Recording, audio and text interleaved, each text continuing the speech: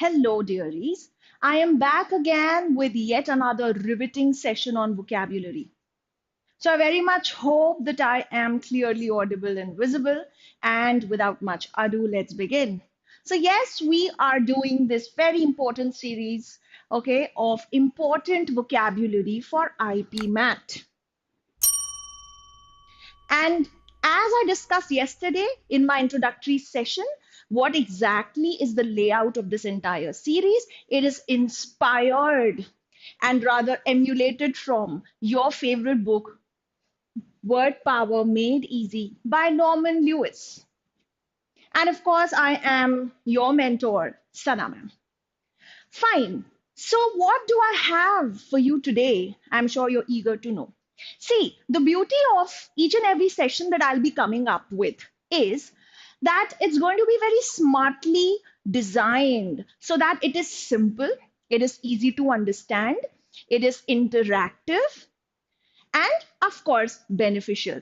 So I'm very hopeful that you will follow each and every session. अगर कल वाला मेरा सेशन आपने नहीं देखा है तो प्लीज देखिए. हम आप ही के लिए इतना सब कुछ कर रहे हैं, ठीक है? And like, share and subscribe goes without saying. All right. So we begin. Okay. This is the topic for the day. Some powerful roots. कल मैंने आपको बताया about root words. So of course, in my previous sessions, I've already discussed about clusters also and roots also. So today I have some very impactful roots, roots that you must know, roots that are not normally known to people. ठीक है? So चलिए, let's begin with this. पहले तो मुझे ये कुछ words देख के बताओ. Do you know enough about these words? Kabir Singh taught human anatomy to Preeti. जानते हैं ना, ऑफ कोर्स, इस सीन के बारे में, किस तरह से वो ह्यूमन एनाटॉमी के बारे में बताता था. You know about the word anatomy? I am sure you know. But do you know about its origin? Do you know about its etymology? देखते हैं, there are a few more lined up. Amir Khan is the epitome of perfection. It's not epitome, it is pronounced as epitome. I hope you know this word. ये तो जगजाई बात है कि आमिर खान बहुत ही finicky हो जाते हैं, बहुत ही फस्टिडियस हो जाते हैं. Hi Atish, hi hi Ram. Alright. So, yeah, of course, epitome of perfection. So what does epitome mean? बताइए epitome का मतलब क्या होता है? So आपको सिर्फ आज मैं words नहीं सिखाने वाली हूँ. I will also talk about the origin of these words, about the roots that they come from. और उन roots को पकड़ के हम multiple words derive करेंगे. And of course, there will be some very, very engaging and interesting exercises. So your participation is certainly required. Look at this. Many philanderers act like sharks hunting for prospective partners. Image देखकर तो बहुत समझ आ रहा होगा. As we always say, a picture speaks 1,000 words. है ना? तो picture देख के अगर आपको फिलैंडरर का मतलब नहीं भी पता था तो I am sure you can come a little close to it. आप कुछ ना कुछ तो फिगर आउट कर लेंगे, है ना? तो चलिए ठीक है. यस आतिश, दैट्स राइट, आपने एपिटमे का मतलब बहुत सही दिया है. चलिए, so we finally will come to the first root of the day, and the root is tome. ज्यादातर लोग जब WPME word power made easy पढ़ रहे होते हैं तो वो वही शुरू के जो वर्ड्स होते हैं ना, शुरू के जो रूट्स होते हैं वही उन्हें याद रह जाता है. शुरू के 5 सेशन करने के बाद में दे either give up on it, right, or they don't really develop a liking of the book, whereas this is a wonderful book, I'm telling you. But then again, I am trying to make the task interesting and simple for you, so be with me and follow all the sessions. Tom जो है, आप very interestingly देखेंगे जो root है इससे ये word भी बना, और इसमें I am sure there are so many words that you already know of, जैसे कि anatomy, I am sure you know atom, right? Epitome through the example I've already demonstrated. But then do we know what is the meaning of this root? इस root का मतलब क्या होता है? इसका actually मतलब होता है cutting.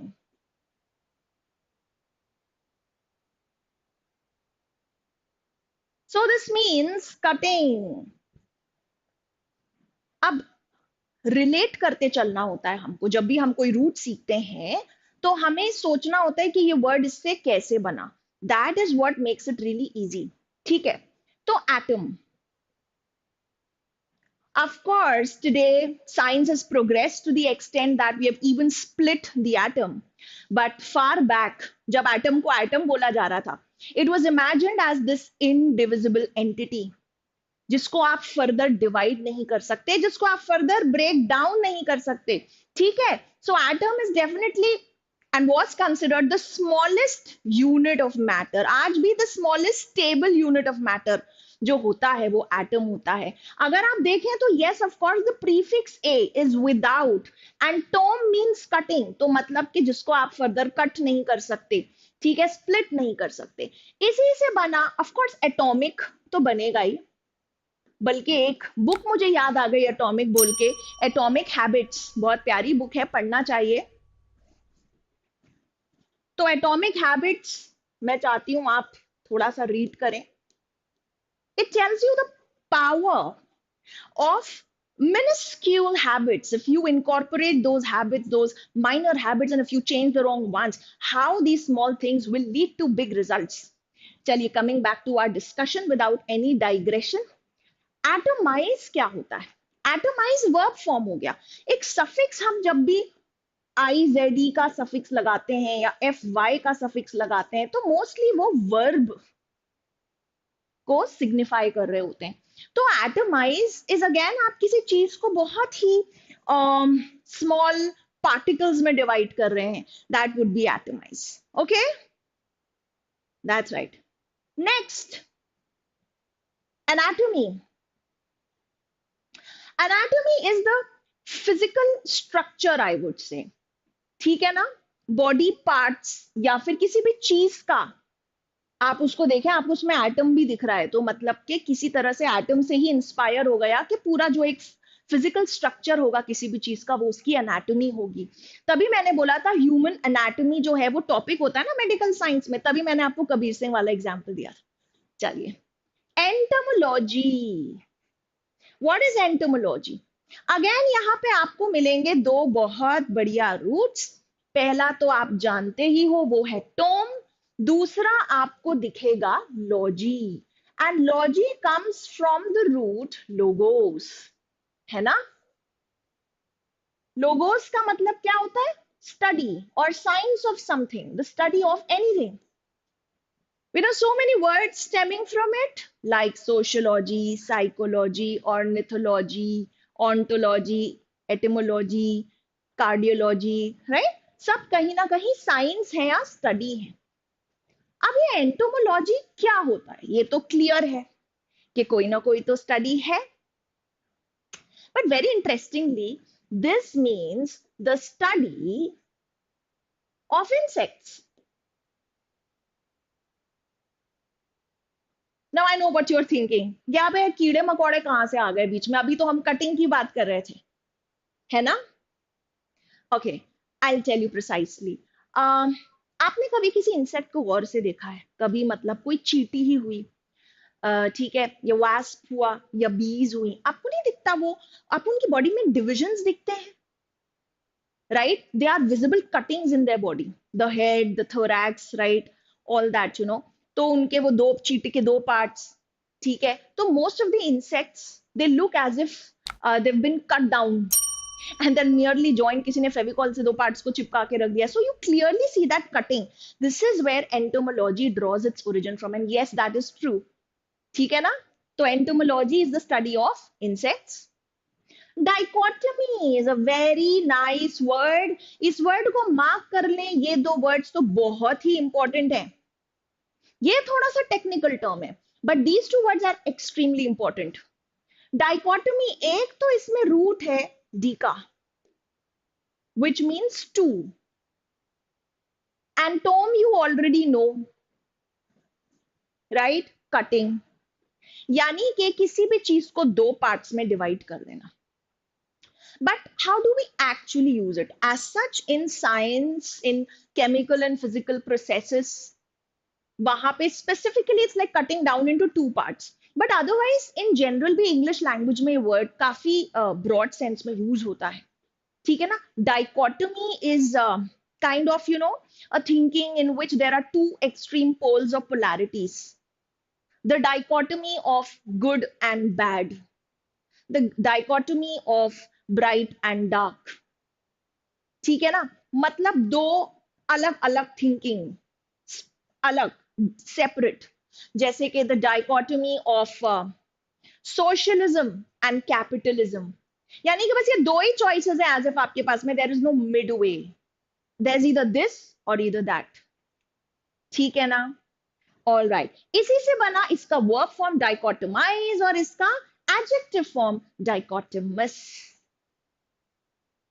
हाय अनुकल्प, लेट हो गए आज आप. टोम, टोम क्या होता है? Interesting. Tome is a large but a dull book. बहुत ही हैवी बुक को टोम बोलते हैं. अब आप सोच रहे होंगे कि अरे बुक कहां से आ गई, कटिंग से बुक कहां आ गई? Okay, I will tell you. देखिए, मोस्टली बुक्स वॉल्यूम्स में होती हैं. तो मान लीजिए, इमेजिन करिए a book running up to numerous volumes, और उसकी कोई भी एक पार्ट आपने उठा के देख लिया, तो it is as if cut from the entire volume of books और from the entire assortment of books, right? This is where this originates from. तो टोम के लिए आपको बस ये याद रखना है that it is a very lengthy and often a dull book. Tome. Another important word is tome. Finally, epitome. Epitome क्या होता है? I demonstrated through the example. I said Amir Khan is the epitome of perfection. Aishwarya Rai is still considered the epitome of beauty. Even at the age of 50, abhi recently wo 50 saal ki ho gayi, but you look at her and that's, she's breathtakingly beautiful. Epitome of. I mean, it's like, you are the perfect example of something. In fact, you demonstrate the essence of something. तो Tomé से ये कैसे connected है? Okay, Tomé से ये ऐसे ही connected है कि आप किसी चीज को कट डाउन करके उसका एसेंस ड्रॉ कर रहे हो. ठीक है ना? आप काट छाट करके उसका जो एकदम एसेंस है उसको देख रहे हो, that is epitome. Another meaning, तो पहला तो मीनिंग हो गया इसका एसेंस. एक और मीनिंग होता है इसका समरी. अगेन, समरी हम कैसे निकालते हैं किसी भी टेक्स्ट की? वी कट डाउन और we cut out all the unnecessary details, right? बस आ जाती है summary. Epitomize is the verb form. ठीक है? His punctuality epitomizes his seriousness for his work. ठीक है? So epitomize एक verb form है. Finally, tonsillectomy. इस टाइप के तो साइंटिफिक बहुत सारे टर्म्स है जो बुक में भी दिए, बट वो आपके लिए उतना रेलिवेंट नहीं है. आपको एकदम ना साइंटिफिक जार्गन्स में एकदम डिटेल में जाने की जरूरत नहीं है. थोड़ा बहुत पता हो, दैट्स इनफ. तो टॉन्सिल्स आप जानते हो ऑलरेडी, और टोमी मतलब कटिंग, मतलब surgery of tonsils. Most of the time tonsils को निकाल दिया जाता है if they get very infectious, है ना? सो टॉन्सिलेक्टमी इज सर्जरी. ठीक है, टॉन्सिल्स पे. तो देखिए, हमने एक छोटी सी रूट से कितने सारे वर्ड सीखे हैं. And now it is exercise time. ठीक है? तो नेक्स्ट स्लाइड पे आपके लिए थोड़ा सा टास्क है. मैच द फॉलोइंग है, वर्ड दिया हुआ है, आपको उसको मैच करना है विद इट्स मीनिंग. चलिए, let's do this.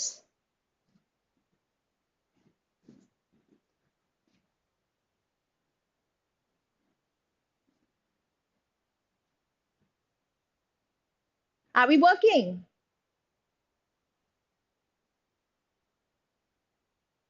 All right. So देखिए हम काम करना शुरू करते हैं इस पर।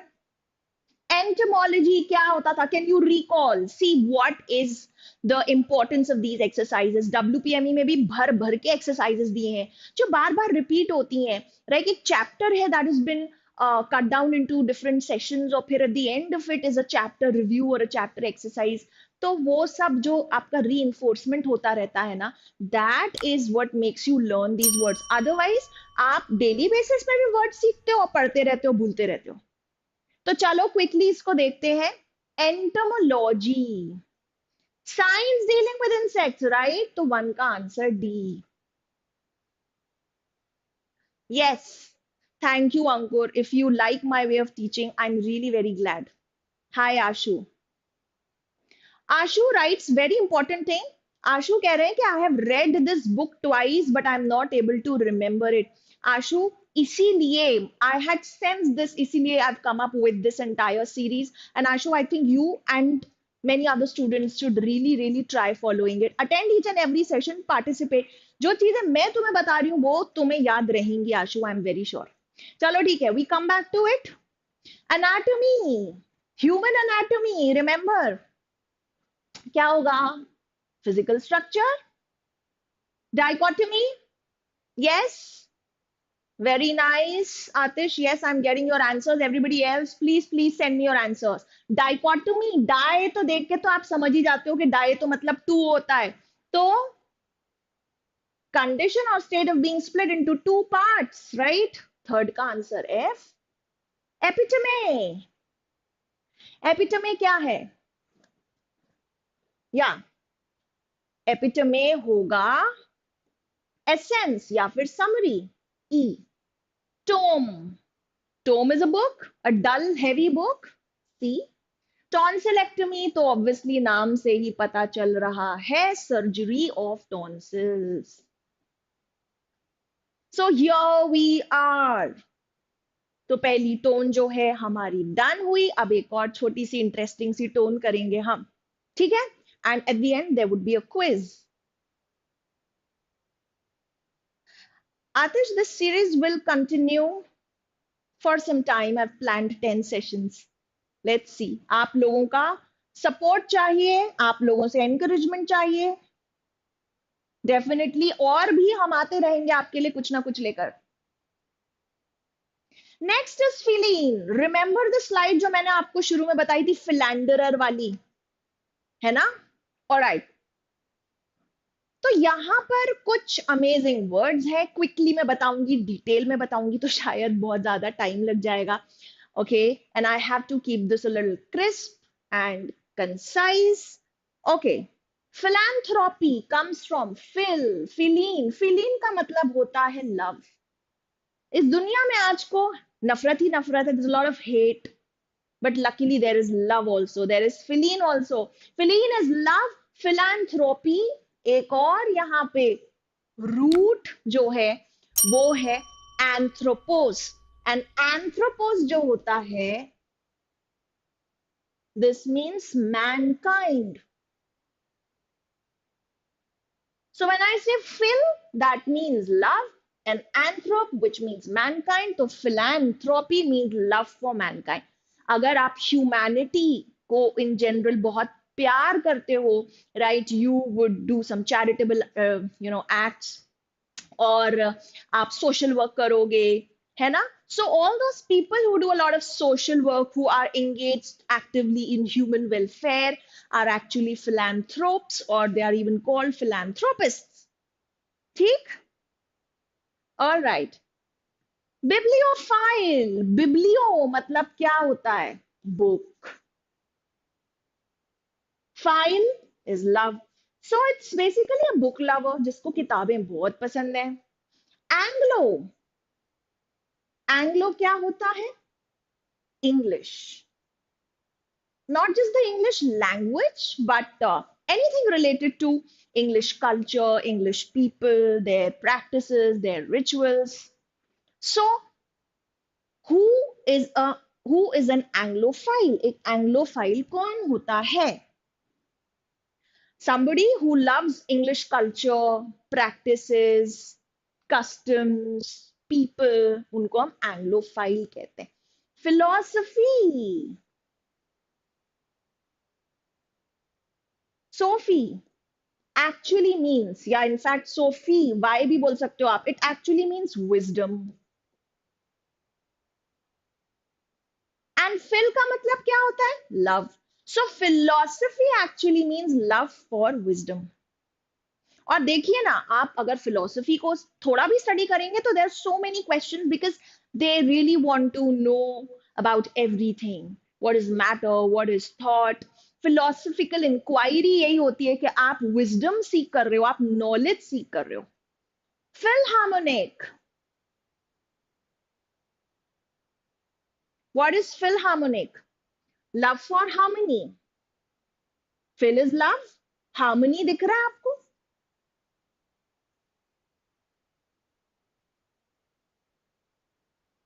अब यहाँ हार्मनी को दो वे में इंटरप्रेट कर सकते हो, दोनों वे में चलता है. या तो हार्मनी मतलब वो पीस और भाईचारा और एमिटी, उस सेंस में भी यूज कर लेते हैं. एंड कभी कभी वो जो म्यूजिक वाली हार्मनी होती है, जो सरगम होती है, उसका भी मतलब निकल के आता है. तो लव फॉर म्यूजिक को भी आप फिल हार्मनी बोल सकते हैं. All right. Philanderer, what is philanderer? Comes from philin, of course, which means love, and comes from andros, which means a man. So it means a loving man. What do you mean by loving? Somebody who's very flirtatious, a kind of a womanizer or a Casanova, right? Or as I say, a promiscuous man who engages or indulges in multiple relationships. Filter. Now ये वो वाला filter नहीं, छानने वाला. Okay. This means a love potion or a drink that can induce romantic feelings. आजकल ये word इतना ज़्यादा use नहीं हो रहा, but you know, in general, yes, this comes from the root feeling. And finally, the last one, philology. Last word है. देखो मैं तुमको कितने अच्छे से सिंप्लीफाई करके इजी तरीके से ज्यादा चीजें बता रही हूँ to make our sessions packed and very beneficial for you. Philology, logos मतलब स्टडी, फिलो अब वो लव, लेकिन it's something different actually. This comes from philologia, which means love of learning, discussion, क्योंकि logy is study, right? तो love for study, लेकिन study specifically of literature. Language की study होती है फिलोलॉजी. फिलोलॉजी मतलब एक लैंग्वेज का हिस्टोरिकल डेवलपमेंट और उसके बारे में, उसकी लिंग्विस्टिक्स एस्पेक्ट के बारे में पढ़ना. ठीक है. Okay, so we have these words. Next slide पर again the same exercise. Can we do this? Filter Atish is a love potion, a kind of a drink that'll induce romantic feelings. Okay, चलिए. फिलैंडरर और Philander, देखिए फिलैंडरिंग एक verb के sense में use होता है. To Philander क्या होना चाहिए? Multiple relations, to engage in extra marital relations, right? One का answer F. Filter, what is it? Yes, definitely love potion. Bibliophile, so easy. Biblio is book, है ना? बिब्लियो बुक होती है, बुक बिब्लियोग्राफी. तो bibliophile क्या होगा बताइए? Book collector. Anglophile, B, right? Absolutely right Anukalp. Well done both of you. बाकी लोग के आंसर्स उतने प्रॉम्प्टली नहीं आ रहे हैं. Everybody has to participate. Philanthropy, charity करने वाला, सोशल वर्क करने वाला. फिफ्थ का सी. फिलोलॉजी, जो बचा वो linguistics, D delta. I hope clear है आपको. सो फाइनली दोनों रूट्स जो मुझे करने थे वो हो गए हैं. हमने बहुत सारे वर्ड सीखे. And finally quiz time. ठीक है, let's do this. You have to mark yes or no. I love this exercise. This ensures that you've actually understood the word, right? Not is this just about retention or recalling the word, but whether you understand the nuances of the word or not.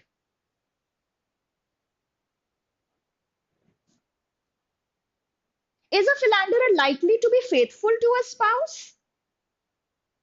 No, not at all. His attitude and his philosophy is तू नहीं तो और सही और नहीं तो कोई और सही, है ना?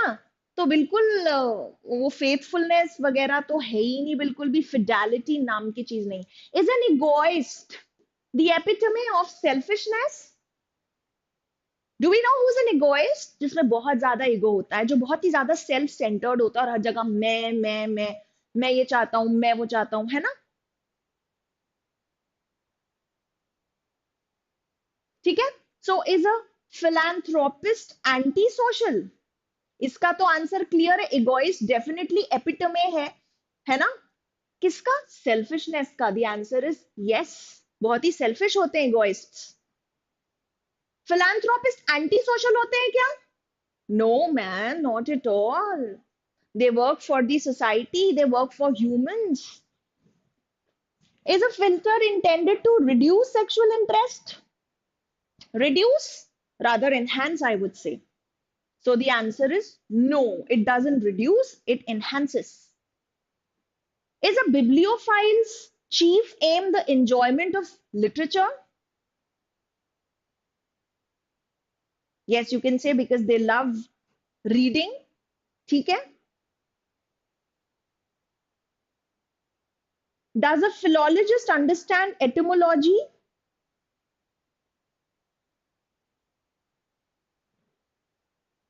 ये तो yes है, of course. Philologist understand करेगा etymology. What is etymology? Origin of words. तो ये तो ऑब्वियसली फिलोलॉजिस्ट लैंग्वेज को पढ़ रहा है, उसके डेवलपमेंट को पढ़ रहा है, तो वो एटिमोलॉजी तो समझ ही पाएगा obviously. So of course again the answer is yes. It's a yes your. And finally that's all for today, right? So चलिए students, I hope you hugely benefited from it. जो भी मैं आपको रूट्स बताती हूँ, क्लस्टर्स बताती हूँ, you should jot it down. My pleasure. I'm glad you people liked the session. Thank you so much. All right, and that's all for today. Bye bye. See you tomorrow.